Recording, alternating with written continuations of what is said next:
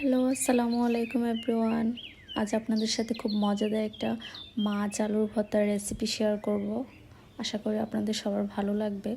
খুবই সহজ এবং মজাদার একটা রেসিপি। প্রথমে বড় সাইজের একটা আলু সিদ্ধতে বসিয়ে দিলাম হালকা একটু লবণ দিয়ে।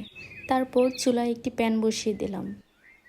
এটা গরম হওয়ার জন্য একটু অপেক্ষা করলাম। তারপর কিছু কাঁচামরিচ দিয়ে দিলাম। তারপর একটু নাড়াচাড়া করব। মরিচগুলো ভাজা না হওয়া পর্যন্ত অপেক্ষা করব। এখন মরিচগুলো উঠায় নিব। এখন এক এক করে সেদ্ধ করা আলুগুলো প্যানের মধ্যে দিয়ে হালকা করে টেলে নিব।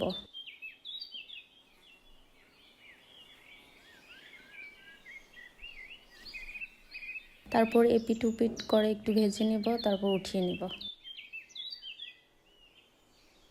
এখন এক এক করে সবগুলো আলুর খোসা ছাড়িয়ে নিব।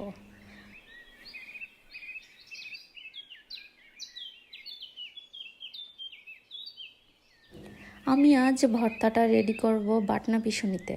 এখানে ভাজা মরিচগুলো দিলাম, লবণ দিলাম, পিষুনিটা দিয়ে ভালো করে পিষে নেব। একদম মিহি করে পিষে নেব এটাতে।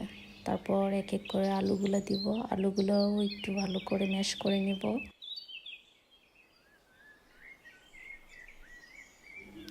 মরিচের সাথে আলুটা ভালো করে ম্যাশ করার পর এবার দেব ভাজা মাছ। আমি এখানে এক পিস তেলাপিয়া ভাজা মাছ দিয়েছি। আপনারা যে যার পছন্দ মতো যে কোনো মাছ দিতে পারেন। মাছটা ভালো করে মিশিয়ে নিব।